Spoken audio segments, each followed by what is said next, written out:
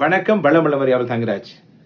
Market capitalisation, அதாவது ஒவ்வொரு கம்பெனியுடைய மார்க்கெட் கேபிட்டலைசேஷனை வைத்து தான் அந்த கம்பெனியுடைய சைஸ் என்ன, அது எவ்வளோ பெருசுன்னு சொல்லி முடிவு பண்ணுவாங்க. அப்படின்னு என்னன்னு தெரியுன்னா ரொம்ப சிம்பிள்ங்க. எவ்வளோ பங்குகள் வெளியிட்டிருக்காங்க, அதே latest current market price, share பிரைஸோட பெருக்கினா வரதான் மார்க்கெட் கேபிட்டலைசேஷன். இதில் உலகத்திலே லீடிங் கம்பெனி தெரியுங்களா? NVIDIA.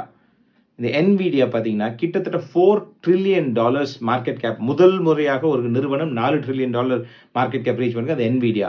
அதாவது கிட்டத்தட்ட இந்திய பொருளாதாரம் ஜிடிபியுடைய சைஸ் கிட்டத்தட்ட வச்சுக்கலாம். அவ்வளோ பெரிய கம்பெனி என்ன சார் பண்ணுன்னா, அவங்க என்ன பண்ண சிப் மேனுஃபேக்சரிங்ல இருக்காங்க.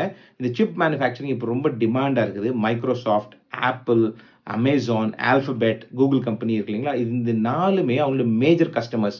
இவங்க தான் கிட்டத்தட்ட 40% ரெவென்யூ அவங்களுக்கு கொடுக்குறாங்க. ஸோ இந்த நிறுவனம் பார்த்தீங்கன்னா 2025ல மட்டும் 20% ரிட்டர்ன் கொடுத்து 2023லேருந்து பார்த்தீங்கன்னா கிட்டத்தட்ட 1000% பங்கு விலை உயர்ந்திருக்கிறது.